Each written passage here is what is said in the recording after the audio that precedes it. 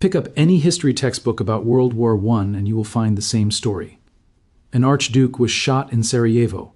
Alliances cascaded into war. Millions died in trenches over a tragedy that nobody wanted. It is a neat story. It is also a lie. Because if you look at what the British Empire was actually doing in the 5 years before the war, if you read the classified memos that were sealed for a century, you discover something uncomfortable. The British were not reacting to events. They were engineering them. And the thing they were trying to destroy was not an army or a fleet. It was a railway line. This is the story of the Berlin to Baghdad Railway. It is the story of an engineering project that promised to connect the industrial heart of Europe directly to the oil fields of Mesopotamia without ever touching British-controlled seas. It threatened to make the Royal Navy irrelevant.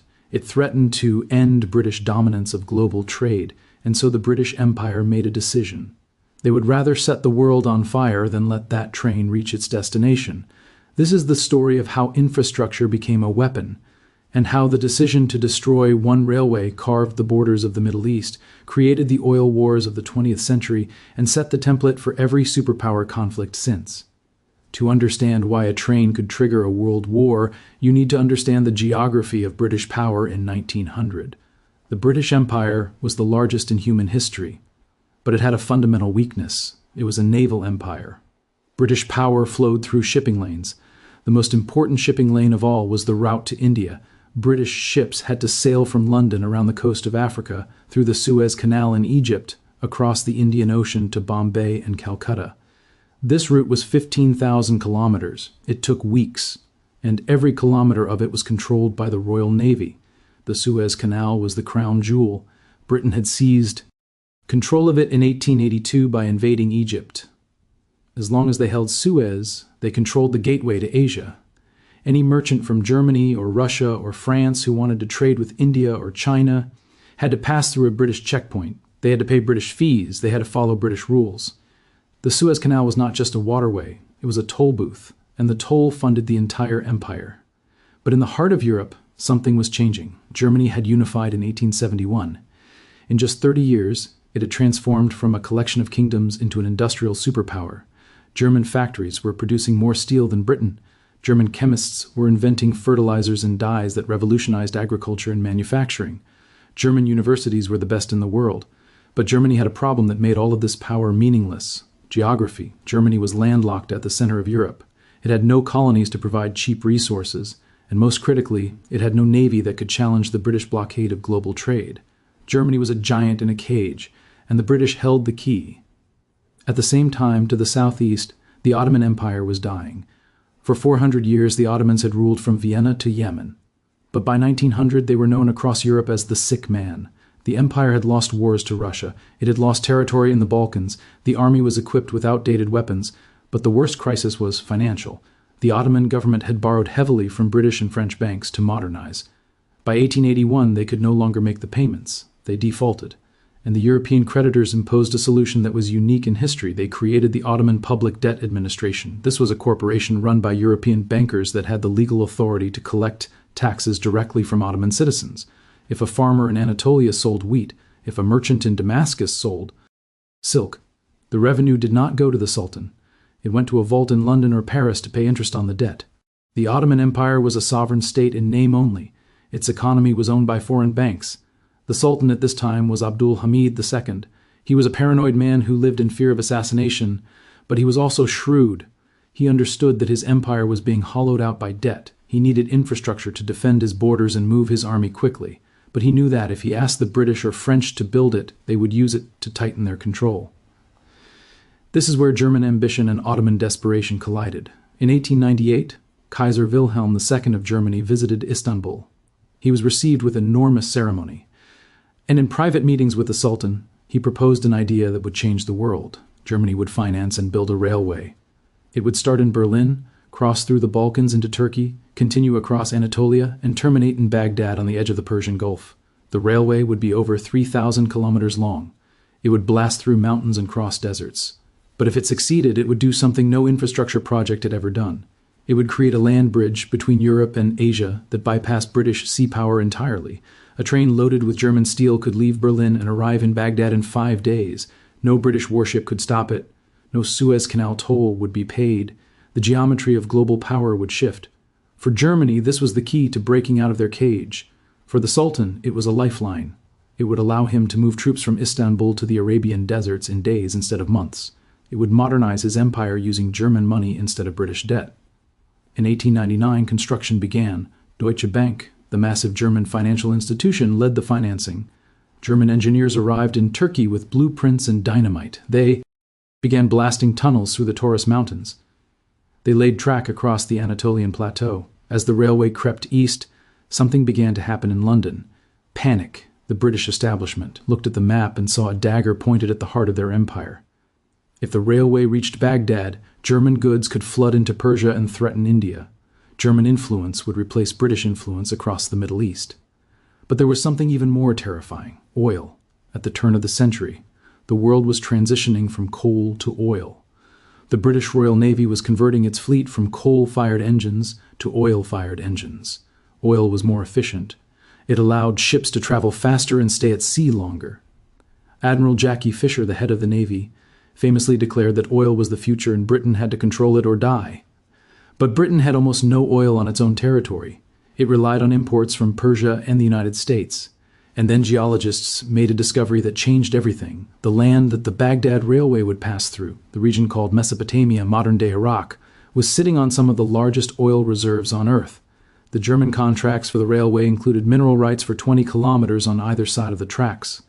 If the railway was completed, Germany would control access to the oil that Britain needed to survive. The train was not just a trade route. It was a pipeline to the future of warfare. The British decided it could not be allowed to reach the sea. The first weapon they used was diplomacy. In 1913, the British sent agents to Kuwait, a small sheikhdom at the southern end of the proposed railway route. They convinced the sheikh to sign a secret treaty. The sheikh agreed not to lease any land to foreign powers without British permission. This blocked the railway from reaching the Persian Gulf. It was a strategic choke point. The train would lead to nowhere. Then they used finance. The City of London, the financial capital of the world, refused to allow British investors to put money into the project. They pressured French banks to stay out. They tried to starve the railway of capital. But the Germans kept building. They used their own banks and their own money. By 1914, the railway had reached southern Turkey. It was 70% complete. The threat was becoming real. This is the context in which World War I must be understood. The war was not caused by the assassination of an archduke. That was the spark. The tinder was already soaking in oil, literally. The tensions between the great powers were not about honor or alliances. They were about who would control the economic arteries of the 20th century. Britain, France, and Russia formed an alliance specifically to encircle Germany. Russia feared the railway would strengthen Turkey and block Russian expansion. France feared German economic dominance. Britain feared for India, for Suez, and for the oil. When the war started in August 1914, the Ottoman Empire tried to stay neutral. But Britain and France blockaded Ottoman ports.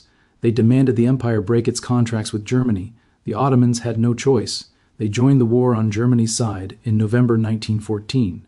And the moment they did, the British military moved. The first British target was not Berlin. It was Basra in southern Iraq. A British expeditionary force sailed into the Persian Gulf and seized the port. Their official mission was to protect the oil refinery at Abadan, but their real goal was to march north along the route of the unfinished railway. They were racing to capture the oil fields before the Germans could reach them. The war in Mesopotamia was brutal. British soldiers died of heat stroke and disease. They suffered catastrophic defeats like the Siege of Kut, where an entire British army was forced to surrender to the Ottomans. But Britain had endless reserves of men and money. The Ottomans were running on fumes, and the railway that was supposed to save them was not finished. There were gaps in the track through the mountains. German supplies had to be unloaded from trains carried by truck or camel over the passes, then reloaded onto trains on the other side. This bottleneck strangled the Ottoman war effort. If the railway had been completed 5 years earlier, the outcome of the war might have been different. But the gaps in the line gave the British time to regroup. By 1917, they had captured Baghdad. By 1918, they had taken Jerusalem. The dream of the railway died in the mud of Mesopotamia, but the real crime happened after the war ended. While the fighting was still raging, British and French diplomats met in secret. In 1916, a British official named Mark Sykes and a French diplomat named François-Georges Picot sat down with a map of the Middle East. They drew lines across it with a pencil. These lines ignored ethnic boundaries, religious sects, and tribal territories. But if you look closely at the Sykes-Picot map, you will notice something. The borders correspond almost perfectly to the proposed route of the Baghdad Railway and the known locations of oil deposits. Britain took control of southern Iraq, including the oil fields of Basra and Mosul. They took Palestine, including the port of Haifa, where a railway terminal was planned. France took Syria and Lebanon. They carved the Ottoman Empire into pieces designed to ensure that no single power could ever unite the region again. The railway that was meant to connect the Middle East became the knife that divided it. The betrayal was total. During the war, the British had promised the Arabs independence if they revolted against the Ottomans. Tay Lawrence, known as Lawrence of Arabia, had led these revolts. He blew up Ottoman railway lines and convinced the Arabs they were fighting for freedom. But when the war ended, there was no independence. There were only new colonial masters. The Ottoman Empire was dissolved, the Caliphate was abolished, and the debt was not forgiven. It was restructured and divided among the new countries that Britain and France created. The railway was cut into pieces. Different sections were now in different countries with different customs borders and different colonial rulers. It would never function as the unified trade route it was designed to be. The British had won. They had stopped Germany, they had secured the route to India, and most importantly, they had seized the oil. But the story did not end in 1918. The ghost of that railway haunted the 20th century. After the First World War, Britain and France controlled the Middle East, but the railway was useless to them. The borders they had drawn made it economically unviable. A train traveling from Europe to Baghdad now had to cross 3 borders, deal with 3 currencies, and 3 separate bureaucracies. This was intentional. The colonial powers wanted a divided Middle East that was weak and dependent. They built pipelines instead of railways. Pipelines only carried oil, not people or ideas. The Iraq Petroleum Company, a consortium of British, French, and American firms, built a pipeline from the oil fields to the Mediterranean. The route followed the logic of the old railway, but the profits flowed only to the west. During World War II, the railway became strategically important again. Nazi Germany tried to reach the oil of Iraq and the Caucasus. Hitler sent agents to stir rebellion. The British had to invade Iraq again to secure the fields. It was history repeating. After World War II, the British Empire collapsed. The United States inherited the obsession. During the Cold War, America feared Soviet tanks pouring through the same mountain passes. Turkey became a NATO member not because of democracy, but because it sat on the most valuable geography in the world. And now, in the 21st century, the pattern is repeating again. China is building the Belt and Road Initiative, massive infrastructure projects connecting China to Europe and the Middle East overland. Look at the map. It follows almost the exact same route as the Baghdad Railway. China is trying to bypass American naval dominance, just like Germany tried to bypass British naval dominance. And just like the British a century ago, the Americans are panicking. They call Chinese projects debt traps. They block Chinese investment. They accuse China of supporting dictators. The language has not changed. The anxiety is identical. And the Middle East is once again the battlefield. The wars in Iraq and Syria, the tensions in Iran, the chaos in Yemen, all happen along the same geographic corridor where the railway was supposed to run. It is not religion. It is not ancient hatreds. It is geography and oil, and the refusal of the dominant power to let a rival connect the continents. The train that was never finished is still shaping the wars we fight and the prices we pay for fuel. The Ottoman Empire thought they could use European rivalry to modernize. Instead, they became the chessboard where empires played their game. The railway that promised prosperity brought ruin, and the borders drawn to stop that train are still bleeding today. Infrastructure is never neutral. A railway is never just a railway. It is a vector of power.